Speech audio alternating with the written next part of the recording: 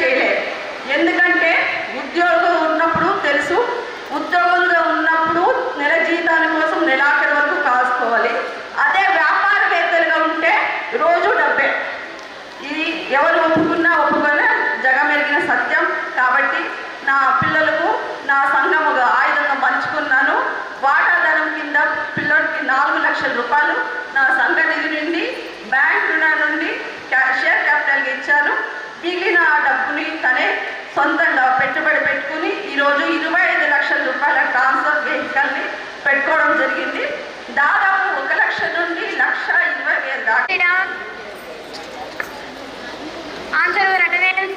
Lasya, Sravani. Okay, homeworks తీసుకురండి.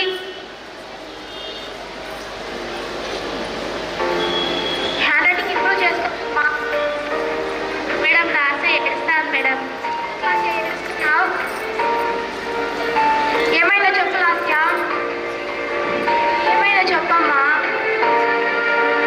Madam మా ఇంట్లో పెళ్లి చేస్తారండి మేడం. ఇంత చిన్న వయసుకే నీకు పెళ్ళి ఎందుకమ్మా? తెలియదు మేడం. చిన్నపిల్లలకే పెళ్లి చేసి చాలా అనారోగ్య సమస్యలు వస్తాయి. అవునే మేడం. అలా చేసి చట్టరీత్యా నేరం కూడా అవుతుంది. అట్లా చేయకూడదు. ఏమో మేడం, మా అమ్మ చేస్తానని. సరే, ఒకసారి మీ అమ్మ స్కూల్లోకి రమ్మ, నేను మాట్లాడతాను. మేడం తిడుతుంది.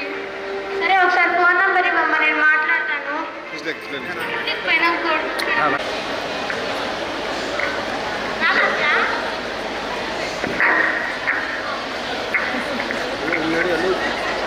అట్లా దేవత పెట్టిన తీసుకుంటా. ఇది తీసుకోవచ్చు. మాట్లాడాలంట సారోళ్ళు. నీ పేరేంటమ్మా? మా పంచాయతీ సెక్రటరీ వాళ్ళు మళ్ళీ 11 మంది ఉంటారు. దాంట్లో పంచాయతీ సెక్రటరీ, విఆర్ఓ, మహిళా పోలీస్, అంగన్వాడీ టీచర్ అందరూ వచ్చి పెళ్లిని ఆపి కేసు నమోదు చేస్తారు. బాల్య వివాహాలు ఆపడానికి, ప్రజల్లోని చైతన్యం పోగొట్టడానికి ఇది మా చిన్న ప్రయత్నం. కాబట్టి బాల్య వివాహాలను ఆపండి. ఆడపిల్లలు చదవనివ్వండి, ఆడపిల్లను ఎదగనివ్వండి. బేటీ పడావో, బేటీ బచావో. చైతన్యం, చైతన్యం, చైతన్యం, చైతన్యం.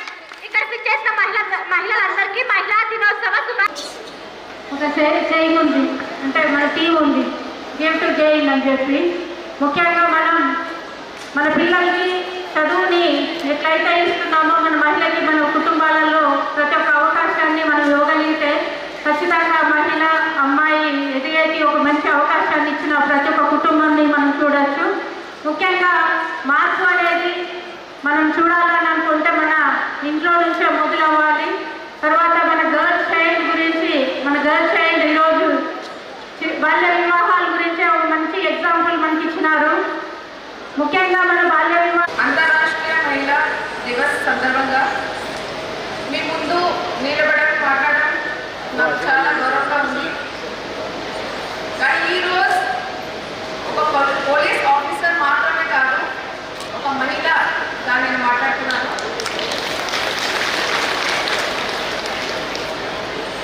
ఈరోజు మనం ఒక మాట గుర్తుంచుకోవాలి. మహిళలు అందరూ ఒకరికి ఒకరం సహాయం చేసుకోవాలి. మనం అందరం కలిసి నిలబడితే ఎంత పెద్ద సమస్యలు కూడా పరిష్కారం అవుతాయి. ఒక పోలీస్ ఆఫీసర్గా ఇంకొక మాట ముఖ్యమైన విషయం చెప్పాలని అనుకున్నాను. మహిళా భద్రత, ఏవం గౌరవం మరియు గౌరవం చాలా ముఖ్యం. కాబట్టి మహిళలకి ఎవరైనా తప్పుగా ప్రవర్తించినా, మీకు ఇబ్బంది కలిగించినా మీరు ముందు వచ్చి మాట్లాడాలి. మాట్లాడడం ఇది బలహీనం కాదు, ఇది ధైర్యం. మీ మాట ముఖ్యం, మీ కళలు ముఖ్యం, మీ భవిష్యత్తు ముఖ్యం. సో ఈరోజు మనం అందరం కలిసి ఒక ప్రతిజ్ఞ తీసుకోవాలి. ప్రతి మహిళ సురక్షితంగా, ధైర్యంగా, గౌరవంగా ఉండగలిగే ఎలాంటి సొసైటీ, ఎలాంటి రాష్ట్రం, ఎలాంటి దేశం మనం అందరూ కలిసి తయారు చేసుకోవాలి. Thank you.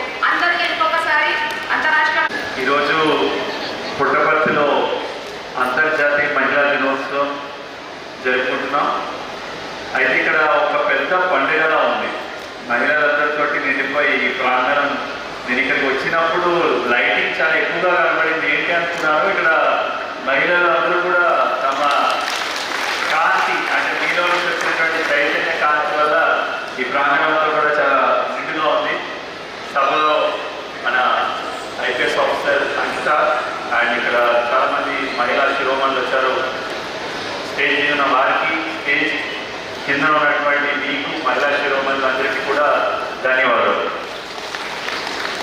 సో ప్రతి పురుషుడు వెనకాల ఒక స్త్రీ ఉంటుందనేది ఓల్డ్. ప్రతి పురుషుడు వెనకాల ఒక స్త్రీ ఉంటుందని అంటారు. కానీ ఇప్పుడు స్త్రీ లేకుండా సమాజంలో అభివృద్ధి లేదనేది ఇప్పుడు కొత్త నినాదం. ఎందుకంటే ఇంతకుముందు కేవలం పురుషుడు అనే పదం ఎక్కువగా వాడుతూ వారు మాత్రమే సమాజంలో ఉన్నత స్థాయిలో ఉన్నట్టుగా చూపించేవారు. కానీ ఇప్పుడు women became a back bone of entire society. అంటే ఉమెన్ లేని సమాజాన్ని ఊహించలేం. ఒక ఉమెన్ యొక్క శక్తి లేకుండా ఒక కుటుంబం కూడా లేదు ఈరోజు. సో ప్రతి కుటుంబం వెనకాల కూడా ఒక స్త్రీ శక్తి దాగుంది. అందుకే ఉమెన్ అనేది మనం ఒక శక్తితోటి లేదంటే ఒక విజయంతో లేదా ఒక చైతన్యంతో మనం పోల్చడం జరుగుతుంది. సో అలాంటి మీ మహిళలందరికీ కూడా పేరు పేరున ధన్యవాదాలు తెలియజేస్తున్నాం. ఇందాక కవిత గారు, గాయత్రి గారు అండ్ రమ్య, ఇక్కడ ఉన్నటువంటి ఎంటర్ప్రెన్యూర్స్ అందరూ చాలా విషయాలు మాట్లాడడం జరిగింది. ప్రతి ఒక్కరు, నర్మదా గారు, వీళ్ళందరి గురించి మేము గతంలో కూడా మండల సమాఖ్య మీటింగ్స్లో వినడం జరిగింది. ప్రతి ఒక్కరు లైఫ్ కూడా ఒక మంచి స్టోరీ. అంటే వాళ్ళు ఎలా స్టార్ట్ చేశారు, వాళ్ళ జర్నీ ఎలా ఎదిగారు, ఒక వ్యాపారవేత్తగా లేదంటే ఒక బిజినెస్ ఎంటర్ప్రెన్యూర్గా అనేది చూస్తే చాలా స్ఫూర్తిదాయకంగా ఉంది. సో ప్రతి ఒక్క మహిళ కూడా అలాగా ఒక ఎంటర్ప్రెన్యూర్గా ఎదగాలని చెప్పి మన గౌరవ ముఖ్యమంత్రి శ్రీ నారా చంద్రబాబు నాయుడు గారు మన జిల్లాలో కూడా మనకి 7,500 మందిని టార్గెట్ ఇచ్చారు. ఈ రాష్ట్రం మొత్తం మీద 1,00,000 మంది మహిళలు వ్యాపారవేత్తలుగా ఎదిగారు. నెక్స్ట్ ఇయర్ మనకి ఇచ్చిన టార్గెట్, మన రాష్ట్రానికి ఇచ్చిన టార్గెట్ 2 lakhs. అలాగే మనం కూడా కనీసం ఒక 30,000 మందిని ఎంటర్ప్రెన్యూర్గా మార్చుకోవడానికి మనందరం కూడా సంకల్పం తీసుకోవాలి. ఖచ్చితంగా మనం అది చేయగలుగుతామని చెప్పి నేను ఆశిస్తున్నాను. తర్వాత రాష్ట్ర ప్రభుత్వం వారు మనకి ముఖ్యంగా మహిళల కోసం అనేక సంక్షేమ కార్యక్రమాలు తీసుకొచ్చారు. ఇందాకే సీఎం గారు చెప్తున్నారు స్త్రీ శక్తి. ఇంతకుముందు మహిళలు ప్రతి చిన్న పనులు కూడా చిన్న పని ప్రదేశాలు వెళ్ళాలన్నా కూడా ఆటోలను వాటిలో వెళ్ళేవారు, అన్సేఫ్గా జర్నీ చేసేవారు. కానీ మన రాష్ట్రంలో, మన జిల్లాలో చూస్తే ఇంచుమించుగా 1.5 crores అంటే 1.5 crores మహిళలు ఈ స్త్రీ శక్తి ద్వారా బస్సుల్ని వినియోగించుకోవడం జరిగింది. అది ఒక గొప్ప విషయం. అలాగే తల్లికి వందనం. ఇందాకే మనం చూసాం మన జిల్లాలో బాల్య వివాహాలు చాలా ఎక్కువగా ఉంటాయి. అలాగే టీనేజ్ ప్రెగ్నెన్సీస్ కూడా ఎక్కువగా ఉంటాయి. ఈ మధ్యకాలంలో మేము కొన్ని అంటే మహిళలు అంటే డెలివరీ టైంలో చనిపోయిన ఆడవాళ్ళు కూడా ఎందుకు చనిపోయారు అనేది కారణాలు తెలుసుకుంటే ముఖ్యంగా 18 ఏళ్ళ లోపల పెళ్లి చేసుకోవడం వల్ల ఆడపిల్లలు చనిపోయారు అనేది మాకు తెలుస్తుంది. సో ఆడపిల్లలు బాగా చదవాలి, బాలికా విద్య సమాజానికి ప్రగతి అని చెప్పి ఆ నినాదంతో మన డిస్ట్రిక్ట్ ఆఫీసర్స్ కూడా మాట్లాడుతున్నప్పుడు చూస్తే వాళ్ళ అమ్మ, వాళ్ళ ప్రోత్సాహం, చిన్నప్పుడు వాళ్ళు చదువుకోవడం వల్ల ఈరోజు ఉన్నత స్థాయికి చేరుకున్నారు. సో ఏదైతే మనం చదువు అనేది ఉంటుందో దాన్ని నిర్లక్ష్యం చేయకుండా 18 ఏళ్ళ వరకు ఆడపిల్లలందరూ చదవాలనే ఉద్దేశంతో మన గౌరవ ముఖ్యమంత్రి గారు ప్రతి ఇంట్లో పుట్టిన ఎంతమంది పిల్లలు ఉంటే అంతమంది పిల్లలకు కూడా తల్లికి వందనం కింద ప్రతి ఒక్కరికి 15,000 రూపాయలు ఇస్తున్నారు. మన జిల్లాలో 2,27,000 మందికి 340 కోట్లు మనం సంవత్సరానికి ఇస్తున్నాం. సో ప్రతి ఒక్కరు కూడా వాళ్ళ పిల్లల్ని చదివించాలి. ఈ బాల్య వివాహాన్ని చేయకుండా మనం అందరం చూసుకోవాల్సిందిగా మనం కోరడం జరుగుతుంది. తర్వాత బాలికల మీద, ఉమెన్స్ మీద చాలా ఒక బాధాకరమైన విషయం ఏంటంటే ఉమెన్ ఎంత గొప్పదే అని చెప్పినా కూడా ఆవిడలో సహనం ఉంటుంది అని చెప్పుకున్నా కూడా ఆవిడలో కూడా కొన్నిసార్లు ఏమంటే ఒక భయం కానీ లేదంటే ఒక చిన్న క్షణికమైనటువంటి నిర్ణయాలతో ఆత్మహత్యలు కూడా ఎక్కువగా జరుగుతూ ఉన్నాయి. ముఖ్యంగా మన జిల్లాలో మహిళలు ఆత్మహత్యలు కూడా చేసుకున్న సందర్భాలు కొన్ని కనబడుతూ ఉన్నాయి. సో దాన్ని కూడా మనం ఓవర్కమ్ చేయాలంటే మన డ్వాక్రాలో ఉన్నటువంటి మహిళలు కూడా ప్రతి తోటి మహిళకి మన చెల్లిగా, అక్కగా మనం వారికి ఒక భరోసానివ్వాలి. తనకి ఎవరు లేరు, తన బాధ ఎవరు చెప్పుకోవడానికి వినట్లేదు అని చెప్పి చాలామంది న్యూనతతో కొన్నిసార్లు సూసైడ్ కూడా కమిట్ అవుతున్నారు. సో అది కూడా మన జిల్లాలో నుంచి మనం పారద్రోలాలి. అందుకే ఉమెన్స్కి అంటే వేదిక, ఇలాంటి వేదికలు కావచ్చు, సమావేశాలు కావచ్చు, వాళ్ళకు ఒక ధైర్యాన్ని, ఒక సంకల్పాన్ని కూడా ఇస్తాయి.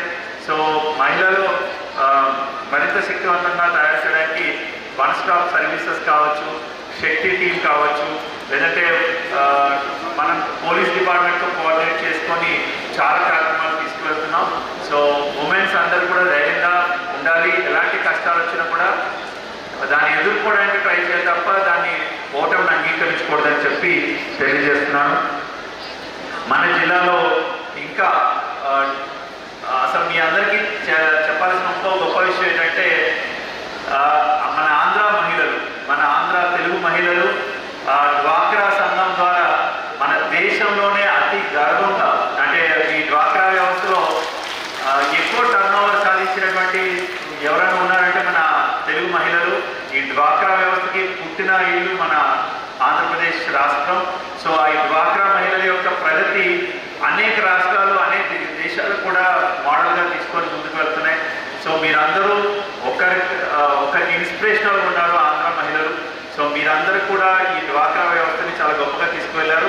సో అలాగే ఈ డ్వాక్రాలో ఇంకా భవిష్యత్తులో ఈరోజు 1400 ఇంచుమించుగా 1600 కోట్ల మెగా చెక్ ఇస్తున్నాము. కానీ మీరు ఈ డబ్బుల్ని కేవలం చిన్న చిన్న అవసరాలకు వాడుకోకుండా ఇందాక ఒక ఆవిడ చెప్పినట్టు ఒక సోలార్ కావచ్చు, లేదంటే ఒక టైలరింగ్ వ్యవస్థ కోసం కావచ్చు, ఒక మ్యారేజెస్ చేయడానికి ఒక ఈవెంట్ మేనేజర్గా కావచ్చు, ఇలా దేనికన్నా డైవర్ట్ చేసి మీరు ఇంకా ఎక్కువ ఉపాధి ఆదాయం పొందాల్సిందిగా మేము కోరుతున్నాం. సో మన జిల్లాలో రాబోయే రోజుల్లో మహిళల కోసం ఇంకా వాళ్ళ స్కిల్ డెవలప్మెంట్ కానీ, ఎంప్లాయ్మెంట్ కోసం కానీ, హెల్త్ కోసం కూడా, ముఖ్యంగా మహిళల్లో హెల్త్ పట్ల చాలా నెగ్లిజెంట్గా ఉంటున్నారు. సో మీరు కూడా కుటుంబంలో భర్తకి చూస్తారు, పిల్లవాళ్ళకి చూస్తారు, అత్తమామలకి చూస్తారు, కానీ మీ గురించి కూడా రోజుకు ఒక అరగంట అన్నా సరే కేటాయించుకోండి. మీరు లేకపోతే అసలు చాలా చూడండి, ఇంట్లో ఆడవాళ్ళు ఉంటేనే కళ ఉంది అంటారు, ఇంట్లో ఆడవాళ్ళు వస్తేనే వెలుగు ఉంది అని అంటారు. సో మీరు ఇంటికి వెలుగు కాబట్టి మీ ఆరోగ్యం చాలా ఖచ్చితంగా బాగా చూసుకోవాలి. మీరు కూడా బాగా తినాలి, బాగా ఎక్సర్సైజ్ చేయాలి, అండ్ మీరు సొసైటీకి మా అందరికీ కూడా హెల్ప్ఫుల్గా ఉండాలని కోరుకుంటూ I wish you all the best from bottom my heart. Wish you happy women's day. Thank you so much.